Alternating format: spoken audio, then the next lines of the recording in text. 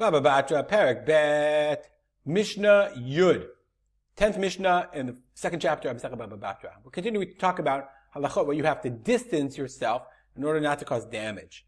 Okay, marchikin et mishra min hayarak. If you've got yarak, you're planting vegetables in your yard, then I have to distance my mishra if I want to make flax. The way we would make flax is that makom sheshorim bo pishtan. The way they would take flax, they would take linen. The way they would make linen is you would soak your linen, your flax for a long, long time, okay? And then once you would soak it, then you would like bang it out. It was like a whole long process, and you would make it into thread, and you would comb it until you were able to make linen. But this soaking process, I assume that they put some kind of chemicals or plants that it stank, and it destroyed mafsidat yirakot asmuchot lo. It destroys the plants that are near it.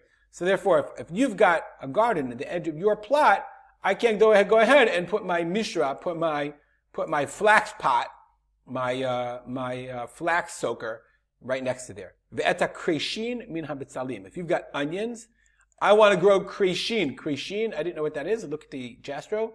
Horse vetch, horse bean. It's a type of vetch. Oops, I lost that. Let's go back to where we were. Okay, rarely used as a human food, but that's what they would grow this kind of plant. Okay, and one destroyed the other. Ve'eta chardal min advorim. If I've got a beehive, you can't grow your mustard seed next to my beehive. Why? Shumafsira dvash, because the bees come and eat part of the mustard plant. Okay, and so the bees come and eat the mustard, and then they go back and it ruins the honey. So therefore, you can't. If I've got my beehive, you can't plant your mustard. Rabbi Yossi says, no, you can plant your mustard. Who's coming to whom? Rabbi Yossi says, the bees come to eat my mustard, and then they go back and that ruins it. Am I ruining your stuff? Because bee guy can say, okay, the chardal guy can say, listen, before you tell me, move my mustard seed somewhere else, move my dvorim, move my bees from, move your bees from my chardal. I can plant my chardal where I want. Your bees come and eat my stuff, and now you're telling me I can't plant it? Because I'm right next to you? By the way, you think the bees aren't going to find it anyway. But anyway, the Gemara says the following. The Gemara, this is a Tosafot Yantam. Masik, the Rabbi Yossi Sfirale, this is Rabbi Yossi holds, Ala nizak la'archik atzmo. In general, Rabbi Yossi says, this is a really important principle in halacha. Let's make this a little bigger so you can see it. Unless I lose it. We'll leave it. The nizak, the person who's damaged, has to distance himself. The Rabbi Yossi doesn't hold it just in the general in the case of the bees and the chardal. He holds it in general.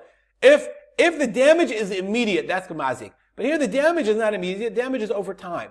So therefore Rabbi Yossi says, listen, I've got a garden, you want to put your flax soaker, right? Over time, that's fine. That, over time it's going to cause damage. But that it's the nizak, he says, listen, the nizak can't say, listen, you have to move yourself because you're only going to cause damage over time.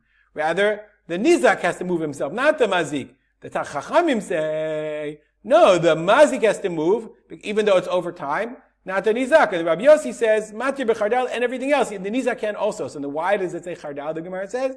Because chardal is a specific example where he said the Chachamim he says, even you Chachamim should agree with me here, because in this case, even though you normally say the nizak has to move, not the mazik, normally not the mazik has to move, in this case, the bees of the nizak are coming and bringing in the damage. So at least agree with me about that case. The bees are a different case, but the chachamim don't.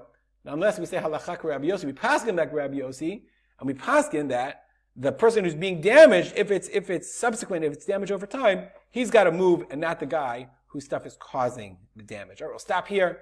Dedicate our learning to my father, Rabbi Simcha ben Yitzchak Kalman. Have a good day.